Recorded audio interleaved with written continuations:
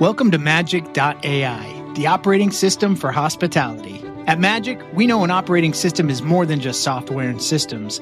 It's about people, because hospitality is nothing without them. So supporting the hospitality community is our number one goal. I think there needs to be more of a support system. Like, you have to love this business and you have to love every aspect of it, including sharing tribal knowledge on what is successful and also tribal knowledge of what is a failure. Founded by lifelong experts, we're building the place where everyone in hospitality, from seasoned pros to first-timers, can gather, share, and grow together. Plus, we're crafting scalable tools and AI-supported software to boost your business. Dive into our vibrant community platform packed with meaningful conversations and robust tools and templates designed just for you. Need more? Our custom software solutions have got you covered. From recruiting and staffing to digital playbooks and dashboards, we're working on building a unique hub of resources unlike any other. Magic is your single point of origin for important conversations, accessible tools, valuable insights, and more. Join us at magic.ai. The evolution of hospitality is here. I think what I realized as a chef as I've gotten older is that you have to have a lot of irons in the fire if you're going to be successful. The cooking part is like breathing. That's what I love. It's all about the expression of when someone eats your food that you want them to be like, wow, this was impactful. If I do a story post, like I could do a post today, spices, sauces, whatever. Someone's gonna see that, they're gonna buy it. Born and raised in suburban Cleveland, Kenny's curiosity for the kitchen started young. Throughout his career, Kenny has traveled the world, staging in some of the top restaurants in Japan, Spain, France, and the Caribbean. Kenny also wrote a book, A Chef's Journal. Over the years, he has developed a passion for herbs and spices and has paired that passion with his culinary prowess to create Chef Kenny's Spice Blends, a line of spice blends with equally big personality.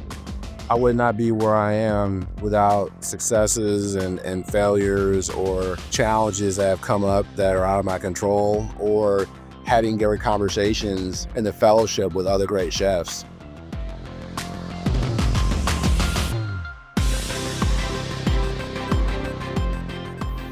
You know, I think what I realized as a chef as I've gotten older is that you have to have a lot of irons in the fire if you're going to be successful.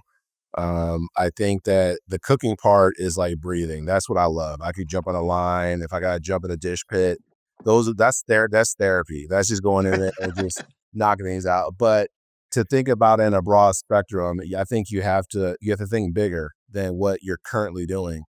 And so what I've tried to do is like look at it like what can I create for generational wealth, and what have other people have done different companies that have done very well based on a base of their name, like Tabasco or Paul Perdone's spices. Like everyone has something that is beyond just you could be in behind the range. And so I've been strategically trying to get things in place, and that's what keeps me motivated. It's like, all right, yeah, everything has to have a story. There has to be a connection. And so I think about how I grew up and, watching my dad cook behind, smoker as a hobby. He sold insurance for over 4 years, but his love for barbecue and in the backyard cooking with his best friend, Eddie Jones, was a thing that I saw happen all the time. And that was just a hobby for him. And so I looked at myself and said, man, if I can take some of these things that I love, that I grew up embracing, and then be able to turn into some of those things that you can make money while you're sleeping, then I think that I've come up with it's a good strategy that to just keep feeding, Yep. And so that's been the motivation. Mailbox money, they call it, right? Yeah, that's right. So is it more about, or maybe it's both, but is it more about the streams of revenue, or is it also about sort of the brand of Kenny Gilbert? Like by having the cookbook and the spices and the restaurant and doing other work, you're sort of building your brand identity? Or is it also, it's nice to have different streams of revenue coming in? Well, I'll tell you, when I was on Top Chef, going into that season 7, DC is back in 2010.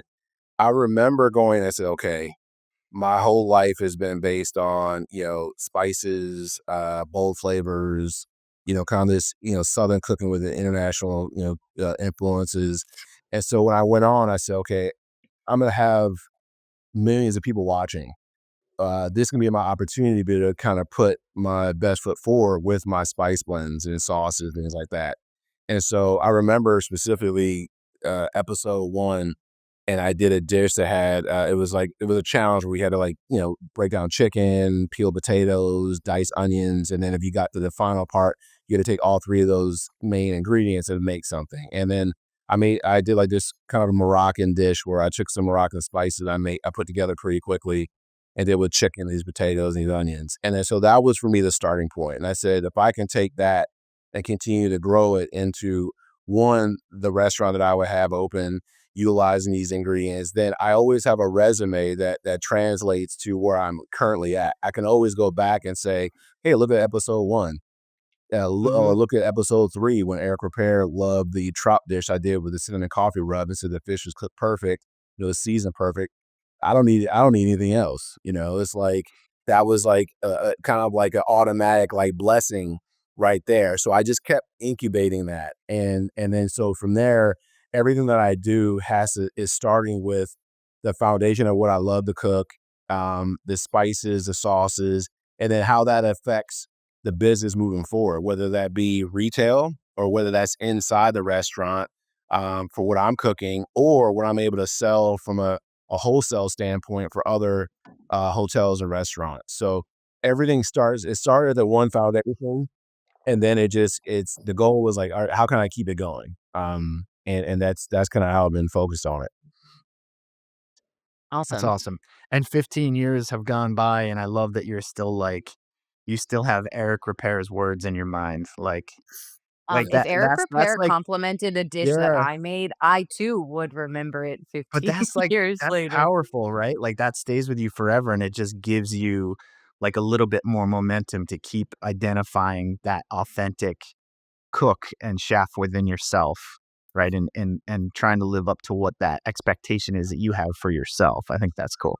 Yeah, well, what's interesting about that, I remember when I was chef of the grill room at the Ritz Island, and we were, 5 out of a 4-star restaurant, and then we got that award back in. I remember cooking for the inspectors in '94 when I was a sous chef, and we got it in '95, and then I became chef in late '96. And I just remember like that year, back when I was really studying it. I don't do that as much now, but you had trotters, you had you know, uh, gosh, every restaurant in New York, Danielle, Trump, Le Bernardin, and everyone was just getting their awards in '94, '95. And so I was like the young kid, young black kid. I was 23 years old running this restaurant, and everyone was like 10 to 15 years my senior. And so I was like, all these chefs were role models for what they were doing. Classically French trained, toured around the world. And so when I had an opportunity to cook for him during the show, I was like, man, here's a guy that I like idolize in terms of his arena of food, a specialist in seafood and fine dining. And I was cooking at that same, arena, maybe not quite the same tier that he was at because of his experience, but we were getting the same accreditations at the time at Little Amelia Island. I have so much respect for these chefs. And when I was embraced by, a lot of the French chefs that worked for Ritz-Carlton, they kind of put me in the club. It's like I kind of got the arm kind of placed over me when I was doing dinners with all these great chefs. And I was like, man, and for me to be able to cook that moment, I was like, okay, I'm not going to mess this up. This is going to be something that hopefully I get some high marks on, and I did, and I still cherish it because it's all about the expression of when someone eats your food that you want them to be like, wow, this was impactful. And to be a young black kid cooking at that time, right? I can Oh, imagine is incredibly powerful because yes. you were at before a lot of the kind of social awareness that our industry has kind of come to now. You were in this moment where you must have felt one of a very, very few that were Diversity. kind of navigating that course at that time too, right? Oh, absolutely. I think now if we had social media back then, from when I was doing it. Because back then you had like Patrick Clark, Daryl Evans, there was a Dwayne Nutter. We're around the same age, so we were all kind of working really hard and just trying to be seen. And honestly, back then we were trying to be seen for not our necessarily our food. We were trying to be seen and being relevant for mastering or doing really well with cooking other food, not necessarily doing it in our own arena. That came later on. It's like you weren't good unless you were able to make all these other classical dishes and have your own spin on it. But if you weren't, like I know in the Ritz-Carlton, if you weren't you're German, French, a Malaysian, Japanese or something, if you're just an American, working in the kitchen, you were like nothing. You had to prove it why you were good. And I remember I did a dinner with Joel Antunes, Sylvain Porte, um, Fred Monty, a bunch of great chefs, Norman Love, and I was doing first course. And I remember Sylvain, who used to be Ducasse's chef de cuisine for many years, he was at that time the dining room chef of the Ritz-Carlton San Francisco. And he didn't pay me attention. He didn't look at me. He didn't even want to shake my hand. It was just kind of like a very snobbish Yeah. kind of, Invisible. invisible kind of scenario. But and this was like 450 people. My course went out. It was like a warm cured smoked salmon with caviar and crepes and a bunch, and it started off the pace of that dinner, and everyone was blown away. And I remember Sylvain came over and he tried my plate and he saw the detail that I put into it. Next thing I know, he was inviting me to come out to California. It was like he was sitting next to me while we were having dinner afterwards. It was kind of like I was kind of blessed into the brotherhood almost at that time. And so I've always had to work so much harder, I feel, because we all work hard in our profession, and I can't really say that I've not yet been, I don't know if I haven't been given an opportunity because of the color of my skin or my experience, but I know that I've been blessed because of my experience, because a lot of good people that I work with and saw my ability and didn't look at me other than this person's the great chef, he's a great leader, he's a great future leader. And they gave me the opportunity that I didn't mess up. And so I take everything that I've done, everyone that basically has signed off on me and has given me opportunity. I work tirelessly hard now just for them to be proud to say we didn't make a mistake on this young kid. Like, even if he made a mistake, we know he's gonna bless his ass and he's gonna do us proud. And that's been like leaving my whole journey, my whole focus. I love it. I love it. So right now, one of your many jobs is that you are working as the VP of culinary for Grove Bay Hospitality. And as I was doing some research, it has 8 restaurants, an airport concession, and 1 event space. What is your primary responsibility in the hospitality group?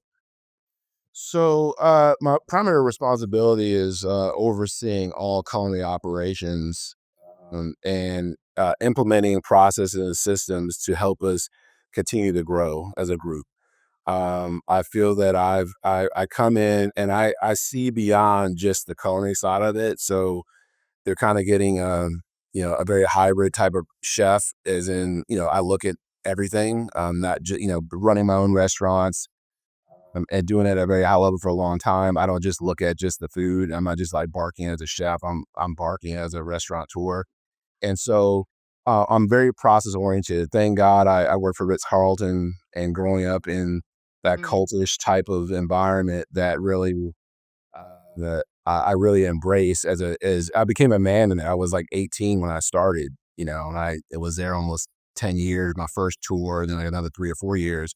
So I really helped bring a lot of processes and systems that the chefs can identify to being able to do their jobs effectively in this current market. Not just, Lawrence McFadden, who was a great mentor chef of mine. He was a captain of the culinary Olympic team and was my executive chef and corporate chef at Ritz-Carlton. And he used to say all the time, he says, Kenny, if you can translate your passion and energy into the food, into all areas of the business, no one's going to be able to touch you because your focus and your drive is just unmatched. And he says, but I don't want you to have tunnel vision. You need to look at the bigger picture of the business. And so I feel like that's what I bring to Grove Bay. I bring not only the efficiencies of the kitchen, because it's one thing if Francesco Bali, who's one of the co-CEOs, he's kind of over the airport part of the growth of the company. He was a CFO for a big group before he joins his best friend Ignacio to join Grove Bay, to create Grove Bay. He'll come to me and says, "Hey Kenny, hey, we're bidding on a project. We're bidding on Raleigh, Durham, and we already got 3 concessions that we're going to be doing. We're looking at picking up 5 more. This is the space that we have. You're going to have the small. You may have like an 8-foot hood, and we're looking at doing about $2.5 million in sales here. Obviously, 7% will be food, 30% will be alcohol, whatever. And we want this to be a Mexican cantina, or we want this to be a brew pub, as we call Bond's Brother Brewery. We need to come up with a menu, and then looking at the kitchen, see what you have to work with. And this is what was here before. My experience by working McDonald's, Burger King, Pizza Hut, Taco Bell, Ritz-Carlton, concepts all around, I'll be able to go into that space and not just do it on an ego situation. I'm going in and saying, okay, I have a space for a 24-inch griddle. I have a space for 2 fryers. I can put a combi oven in here, if that makes sense, or whatever, or a turbo chef oven. And now let me go ahead and create a menu based on the equipment that I have there. Mm-hmm. That's one part of it. I do that like that. And then he'll say, it'll be email, like, you can give it to me like 2 weeks, but I need a menu. I need a kitchen design, da, da, da. And then like in 2 hours later, he has everything, boom, boom, boom, done. Because in my head, I just have a template of what are the common things that people are really looking for in this particular concept. You want a Mexican cantina, you want a brewery. What do I expect to be there when I come there to eat? And then how can I execute this, and knowing that I need to be fast in an environment where people are going for their flights. They're checking in and they're like, they might have 30 minutes, they might have an hour, they might have a delay. I had to fill in all the gaps of all the experiences in between. And so I do that for the entire company. And so I'm kind of a chameleon. 1 minute, I'll go to the Stubborn Seed, and I'm in there looking at their efficiencies of production, running a Michelin star restaurant, because I've done that at that level as well.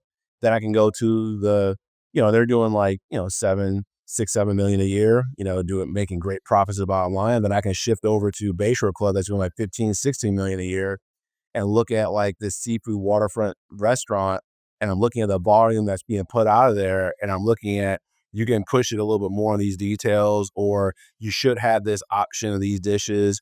The chef is Peruvian, for example. I said, dude, you got to put more of your Peruvian touch in here.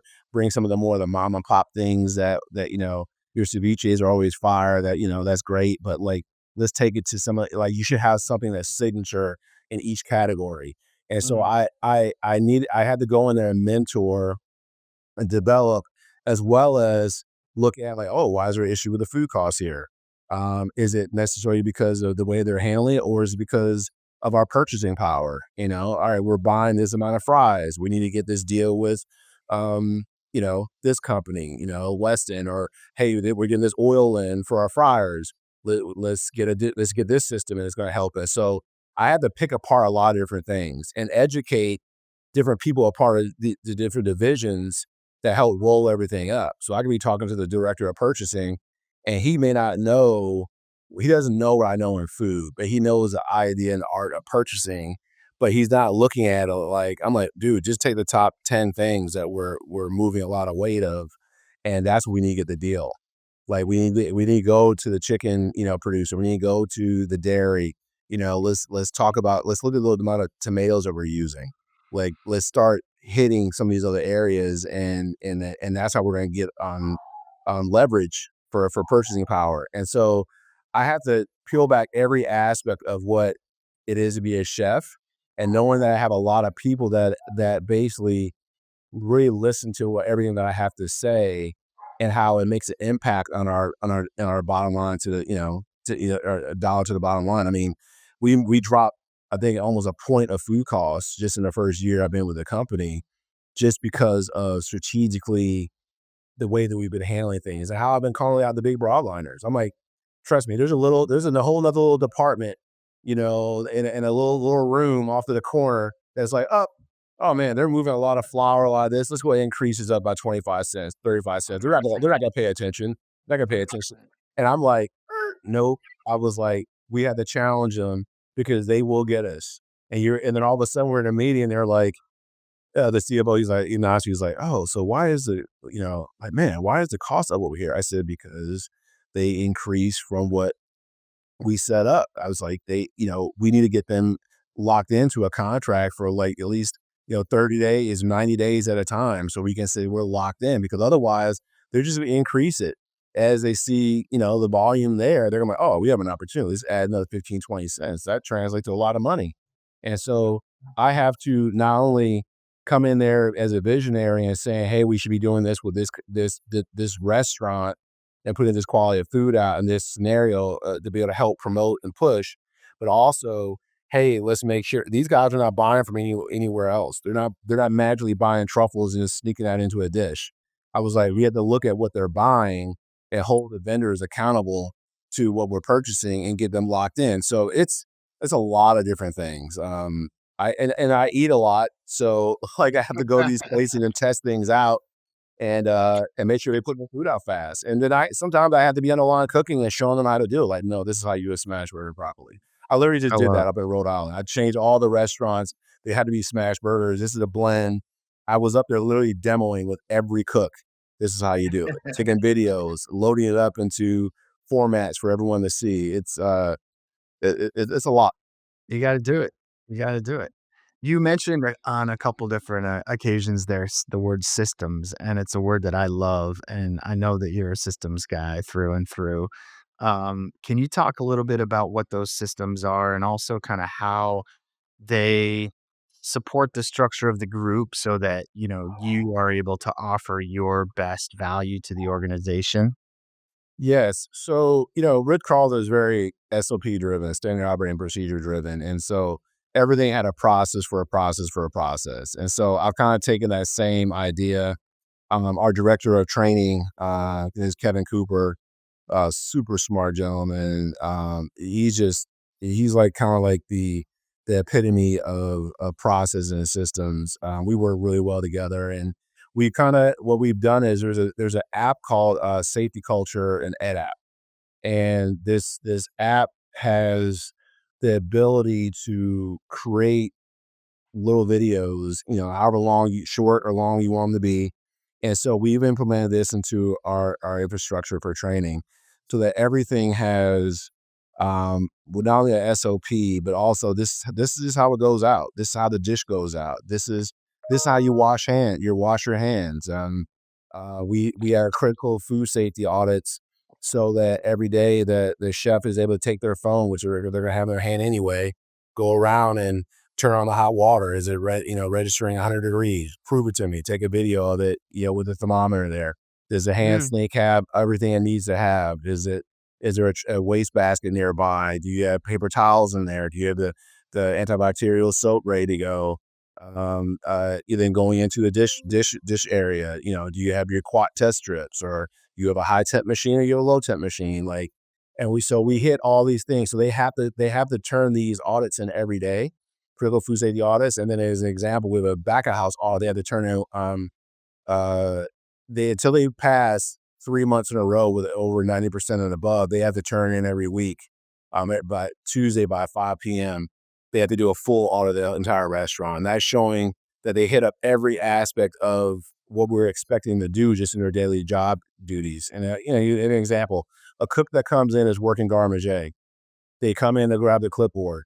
They unwrap everything on their station. They're checking everything. They're temping everything. So they're doing their line checks. They're seeing it, they're making a little list to see where they have to prep for the day. They create their list. They're looking at their pars. They see the costs on these mise en place sheets. They know that this salad is costing them $2.75 because of the cheese that goes into it, because of the kale or whatever, the anchovies. And then they're able to go in and say, okay, my par, these days out of the week, I need to have at least 30 orders that's ready to go. Versus this week, part of the week, I can have like 15 or 20. They fill it all out.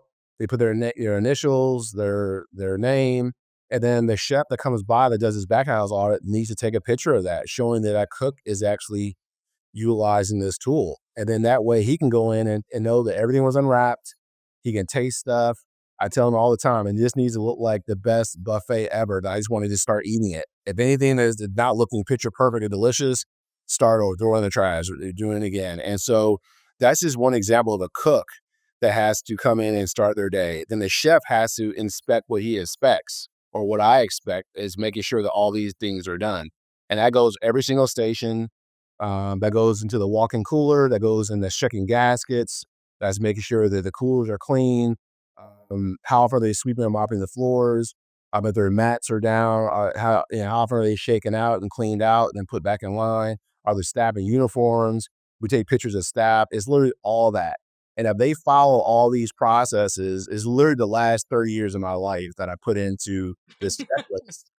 And for then, and I let them know, like, listen, don't come to me saying this cook is ready to be promoted to another cook. I was like, have they trained somebody on their station? How many other stations can they work? Can they work a minimum of 3 stations? Have they worked all 4? If they want to become a sous chef, have they worked all the stations? Have they trained somebody in every one of those stations? Have they started inputting invoices into 365? Like, we're not just training. So you're not just because you cook for 15 years and you only work saute, that doesn't do me any good. Great, you know how to work saute. I need to know that you know how to train, develop, and mentor the future. And so I challenge them all the time. It's funny because Stummer sees it the same way. They'll come to me, like the chef, he's a young chef, or reminds me of myself, and he'll say, Chef, this, now they know how to present to me. The chef has been here this cook's been here for, at least a year. They've rotated all the stations. They've trained 4 people. They're ready to be a chef at cuisine or chef de partie. And then after being chef de partie for at least 6 months, we're already fast tracking them. We want them to be a sous chef at next time. We're looking ahead, and so now they're like, oh, okay, I get it. Well, yeah, because you want if someone goes down, God forbid someone gets hurt, someone needs to shift over and work on that station. They need to be even if it's not they haven't worked in this season, they should understand the mechanics of how that station works by looking at the mise en place sheet. They should be able to read it and be like, oh, I need 3 ounces of this. I need this amount of pasta or whatever. Here's a picture of it. How much it costs. These are all the details. They can go back and look at the video of how to make it. We're hitting all those points. And so that's really what I'm responsible for. It's everything. That is a huge job. I can't, and from sort of more casual restaurants to Michelin starred restaurants, that's unbelievable. Yeah, it's intense. It's intense. Yeah, we just opened up Crawford's Genuine at the Raleigh-Durham Airport. It's doing like between a slow day is like 15 grand. It's doing like 25 to 27,000 a day. It's just a factory. How many covers is that? How many seats are there? It's 93 seats. Oh wow! So they're turning it like 4 times. Yeah, well, it's a little deceiving. We open at 4 a.m. and it closes because it's an airport. It opens at 4 a.m. We got to be there by 3, and it doesn't close until 30 minutes before the last flight. So that last flight could be 10:30 at night. So you can't close until 10 p.m. So you could be open 16, 18 hours. It's just like, yeah. So it's funny. I was telling Chef Scott Crawford, who we've been friends the last 20 years. He ironically was a sous chef underneath my brother at the Ritz in Amelia Island in a cafe. And then after I left the grill room, he went over and became chef of the grill. So we've been kind of in each other's paths for a long time. And when he found out that I was with the group, he negotiated the deals for the product 5 years ago, but then I joined the group 2 years ago. He was super pumped. And so we went in and tweaked this menu to get it really dialed in. And he's super sharp. He's a great restaurateur, super detailed, great culinarian. And to be able to sit down with someone like-minded and to create a concept and then be able to bounce ideas off each other and then he might be thinking, I'm making this really cool, sexy food. I might do 100 covers at Crawford and Son, and I'm happy. But dude, we're going to be doing 1,300 covers. This is like we're doing 1,300 covers a day. So we need to think about it's going to be volume. And it's funny because we have this cured duck egg that he likes to grate on his Caesar salad. Yeah, it's like It's like a 6-day process, 5 days for the egg yolk to cure. I was like, nah, bro. I said, I'm gonna create this. I created a process that knocks it out in like 24 hours. And it's like, it is beautiful. I put it on the video. I put it out on social media, whatever. And he was like, "Man, I can't believe you figure out how to do that." He said, "I've been killing myself all these years." I'm like, and so yeah, if I didn't have the patience and also the respect of the other chefs I work with, and understanding what they've done. Like if Chef Matthew says, "Hey, can he come up and let the consultant work on a project up here?" Like I take it so serious, the journey of that chef and their passion, their focus of food, that I'm only gonna everything I bring to it is not gonna be of like, oh, let's just blow this whole thing up. It's more so like, what do you really want it to be? What are your goals? I take the ego out. Like it's like I could have a concept and I'm like, this is what I want, da da da. I wish someone would say, "Hey, Kenny, I came and ate your restaurant. This was great. But like, here's a little bit of feedback that I have, da da da." Like I would take it. Like no, like I sometimes chefs' egos are just so big. They're just like, they're like, "Oh, dog, this is my food." Next thing you know, you got something that closes. You're like, well, I could have helped out, but So so being somebody who's like been living in this world of kind of one foot in like the corporate level hospitality, right? And also one foot in the entrepreneurial piece because you do have your own places, which we're going to talk about in a second. Can you give us kind of your insight as to based on all that like experience from a super high level, can you distill down any of that into advice for restaurateurs as we go into 2025 about things that they should be really focused on as their prime objective? I think that if starting off, if you have your own project that's getting a lot of good buzz and people are looking at it being very consistent and good quality, and you want to step into another arena, maybe getting a hotel deal, or you're going into an airport or something like that. I think the big thing is sticking to your guns about your brand. Really, really making sure that your brand is what you want it to be, and that is very defined. Make a lot of notes, and keep evolving those notes on in terms of what you want it to be, creating really good goals. Um, Often, really look at it like, okay, cool, we got through this last month. All right, what do we want to do the next month to improve? I think that starts it off. I think then when you have an opportunity to sit in front of a table, in front of other people, because what happens is someone comes and eats in your restaurant, they love it. They're like, "Oh my God, this is great. I want this at my hotel." It's like, okay, cool. Um, like learn and it's as big as our business is, it's still very, very small. And it's very important to go out and to mentor and communicate and fellowship with other chefs to go over different experiences, because I can talk about my experiences that are only relatable to me, but then we can talk about your experiences that's relatable to you and your market and the areas that you've touched that may be areas I haven't touched. So the fellowship, like we're doing now, talking about these things is what it's all about. That's how we grow and we learn and we prosper. And so I think it's just a matter of being open to the conversation about the business, and really having a good dialogue. I think that's the base of it. I've been very fortunate that people have come in to eat at the restaurant, and that's how I met with Francesco. I Gilbert Social, and he had a bid project for the airport in Jacksonville. We didn't win it; we came in second. But I learned about the airport projects, I don't know, 5, 6 years ago when we bid on it. And then fast forward now, I already know the whole process, so I can spit out information very quickly, because you only get have so much food, you only have so much space, you have a certain level of skill set in that environment, and what they say they may want what you deliver at your restaurant street side, it needs to be a little bit different in the airport. It needs to be relatable, and whatever those key things are. But you might have to buy some convenient foods to be able to execute that. Like you might have this killer short rib dish that you like, oh, bar none, it's the best short rib. Well, you might not have the space to buy in, the your boneless short ribs or a truck roll or whatever it is you get in.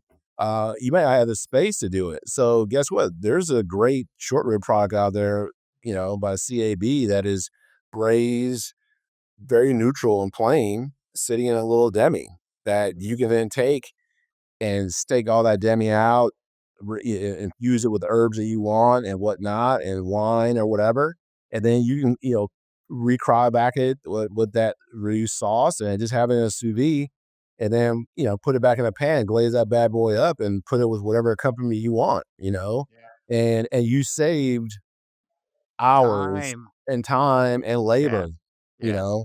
Yeah. And so I think ultimately the answer to your question is being open to the conversation, and then realizing that food can be created, and when you could put on a plate, we could put something on a plate that we didn't make anything from scratch. And we can make it look great and it can be delicious just with the right amount of salt and pepper and acid, and fat, you know? And it's being smart about that, and really, and then be willing to have the conversation and leaving the ego to the side. I love this leave your ego to the side thing, and learning from each other, because I think that's truly what attracted me to magic in the beginning, was this sense of community. The community that we're trying to build is really based around this idea that chefs in the industry have so much knowledge and so many years of experience, and they really should be sharing it with each other and sharing what they've learned so that other people can have more sustainable businesses long term. Because if everyone feels really isolated and alone, the restaurant industry is just hard enough. We should all be sharing what we know with each other, to help and support one another. Absolutely. I tell you, I would not be where I am without successes and failures or challenges that have come up that are out of my control, or having great conversations in the fellowship with other great chefs, just telling each other's story about what's going on. You're not alone. That's the big thing. When you realize, okay, I'm not alone in this. Yeah. You look at what just happened in Asheville, with Helena, and the hurricane. It's just horrible. You think about all those great chefs and all those businesses that were there, that just out of the bad luck of the draw, the storm turned a certain way and hit them is really bad, and all their hard, their life work has been destroyed. And I think back, I just closed Silky's in Jacksonville because I got tired of the storms, and how even the storm didn't even hit Jacksonville. Everyone that had to leave, it cost me like $70,000 every time there was a storm that came by, Hmm. of loss. Yeah. And I'm like, Lost revenue. lost revenue. Yeah, that. And you just, guess what? You still got to pay, the rent. You still have the Yeah. electric, Yeah. everything. The costs don't go away, right? Just the Man, revenue goes oh, it's away. ugly, ugly. And so my heart breaks for everyone that's going through these situations. But, you know, I would also, I did it because I loved it, and I love being able to go into and open up my own place, and see lines out the door for hours and hours and hours, and people coming back and bringing their kids and buying spices and Thanksgiving to go. Like, all of it was like it's just an adrenaline rush, and I would love to be able to share that, because until you have that feeling when you walk up and you see there's like 100 people staying in line to get into your place, and then they're there, and then there's the line constant for like 8-10 hours straight. It's just different, because you're blessed when one person comes in and buys one thing that you do well. It's a whole different game when they come for days and weeks and years, and it's so humbling, you know. It's like you want everyone to have that feeling, but there's also there's some times it's like, man, where'd everybody go?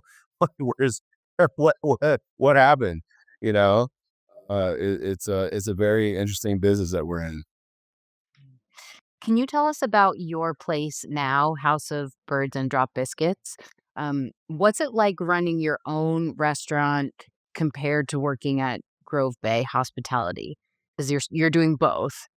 So, that's a great question. It kind of segues into kind of what you were asking a little bit earlier.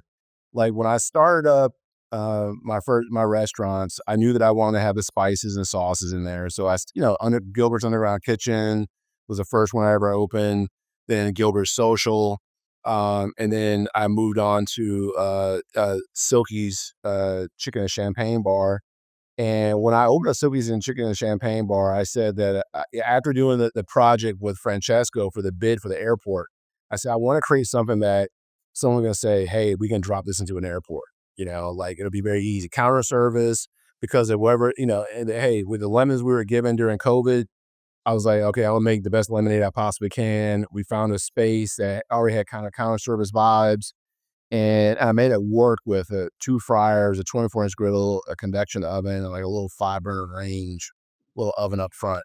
And when I did that, I was like, when we do this, we're gonna create a franchise.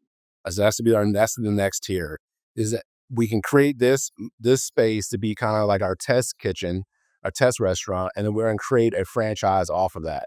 And so that's how House of Birds and Drop Biscuits was formed. Because when I went to the trademark part of it, they said, Silky's Chicken and Champagne Bar is not really available. There's a Silky's ice cream shop that's spelled differently, but it's up in Massachusetts. And we don't suggest that you try to trademark that, because they could kind of come back or whatever, because it's still kind of food, even though it's desserts.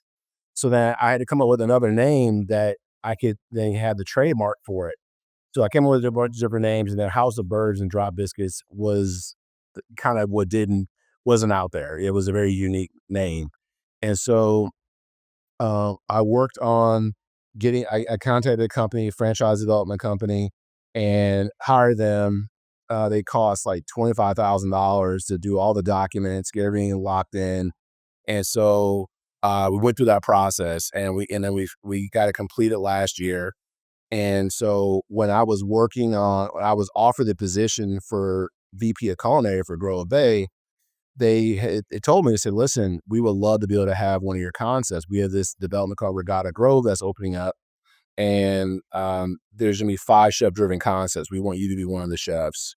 So that'll be kind of like a deal for you as well, that you can not only be VP of Culinary, but we will open up one of your franchises in here. We made it work. And so I not only had to make sure that the other 4 chefs were had everything they need, all the detail they needed for the kitchen design, all that kind of stuff ready to go. But then I also did it for me, and I was running the whole thing through my other chefs. So it was different. I had different hats on, which is what you're asking about, and it was great because I went in there, and for the same way I had in my franchise documents, I would go in, be a part of the countdown, and then be there for 2 weeks to make sure that everyone was trained properly. The chef that was over all of Regatta Grove, I flew him to Jacksonville. He trained at Silky's. He was there for 7 days. I flew up there as well. And while my one chef that I had was training in the back, I was up front working the front line. And so he saw how the whole system worked. So then we did a hybrid of that, which is a smaller version of that, which is House of Birds.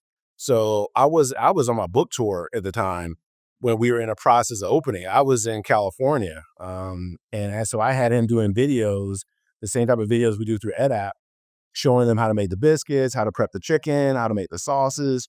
The spices, I have a co-packer, so they were buying my spices versus I used to make them from scratch. And so the whole setup is really a plug and play. I can have the chicken pre-brine according to the recipe.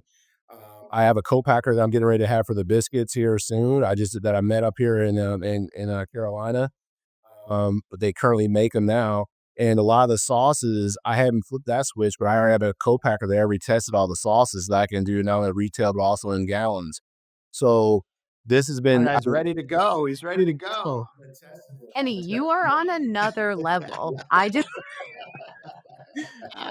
This is incredible. Yeah, I've been testing this. So it's good. That's what I was saying. Like it was one thought.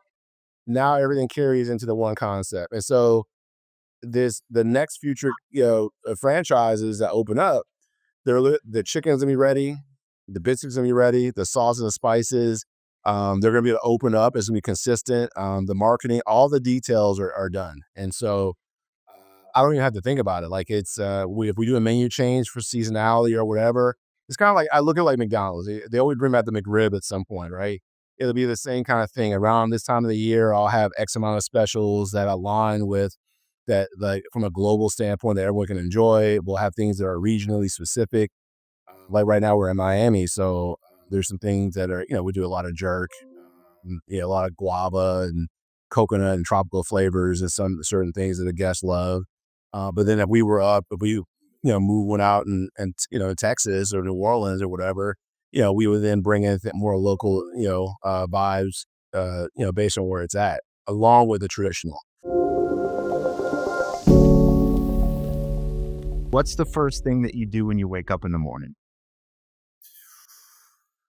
I'm like an old cat now. Like I get out and I kind of have to stretch, just kind of crack up, and then I immediately go in and brush the teeth, wash the face, and then I put on workout clothes and I go right to the gym. Good for you. Good for you. Getting Yeah. it in. Getting it in. All right. Yeah. Are you based in Miami? I am. Okay, because you said something about the Carolinas, and I was Yeah, could we just open up in at Raleigh Durham Airport? So I okay. was up there for like 4 months. My in-laws, I'll be flying into Raleigh Durham for Christmas, so I will Okay. maybe we'll stop and eat on our way Do it. on our way Do it. in. Yeah, Yeah. please do. All right. What is a guilty pleasure for $20 or less that you absolutely love? Guilty pleasure. Um, Can be anything. you know, I'm very weather driven a lot of times when I eat. So if it's rainy out, I have to go get a bowl of pho. Like I'll go and get a bowl of pho and get like a native beer. And I'll get it full of like extra tendon and tripe. I get like the full special, and I just sit there and I'll get like some Vietnamese wings and some spring rolls, and I just will go in like and just indulge. I love it. I'm going with you next time it's rainy. How about the It's whole menu? raining here. Should I go get some pho Yeah, or yeah. Seriously, I'll meet yeah. you for pho, Carolyn. All right, Yeah, the it's next awful here. couple of questions are on kind of some of the pillars of magic. So the first one's on people. Who's the person that you have hired that has transformed your business?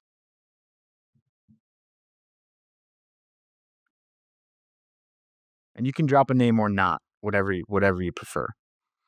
That I've hired.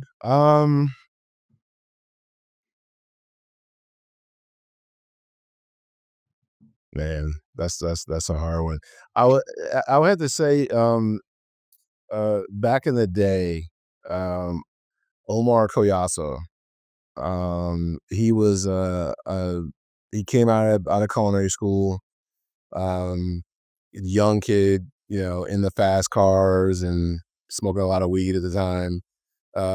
He When I hired him, he had the opposite temperament than I did. He was just kind of very chill and just kind of mellow, but was very impactful. He worked with me for 7 years, and I learned a lot by working with him, because of his personality. And mine is different. I'm more of a, aggressive, intense, focused, very purposeful.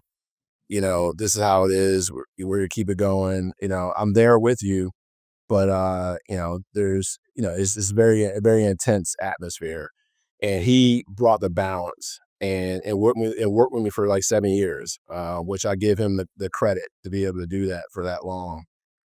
And he changed me to a person that had better balance and even more camaraderie with the team when we were cooking on the line and things like that. And Yeah. have a little more patience.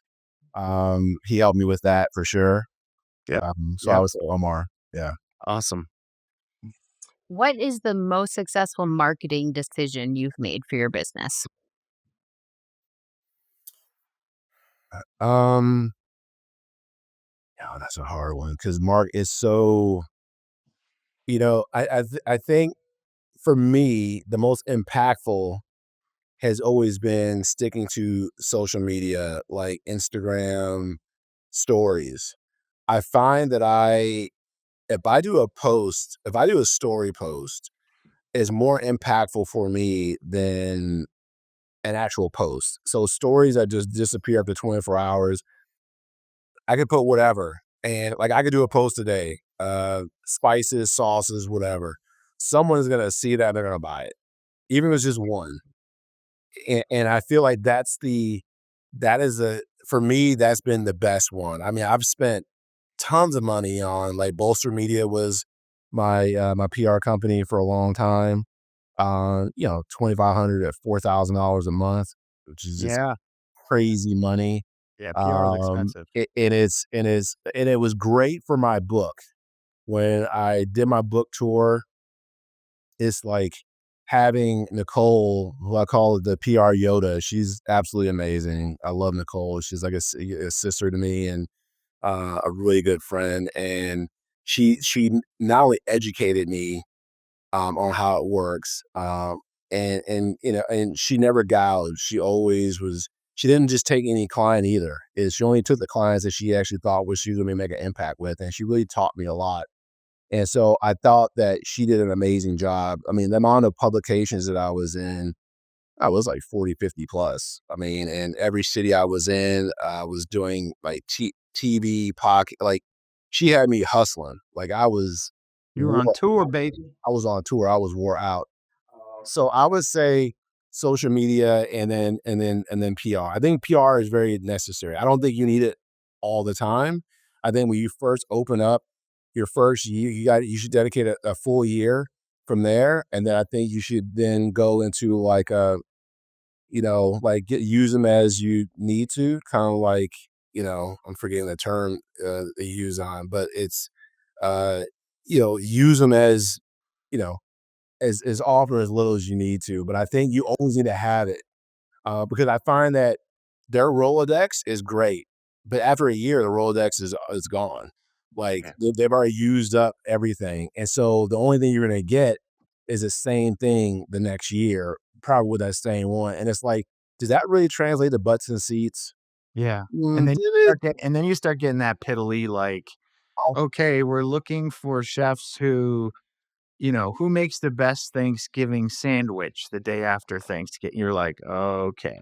yeah, yeah, like, We do are we doing this? how's this gonna put, like, and so for me, I think that the best decision I ever made was probably sticking to the social media. I think my ex-wife, he just said, like, "Why are you always posting?" or whatever. I was like, "Because I just brought in $500. That brought in a 12 top tonight, uh, and they love everything. And then they bought like $300 in, between apparel and spices and sauces for the holidays. Yeah. So if I didn't do that post, that only took me 30 seconds.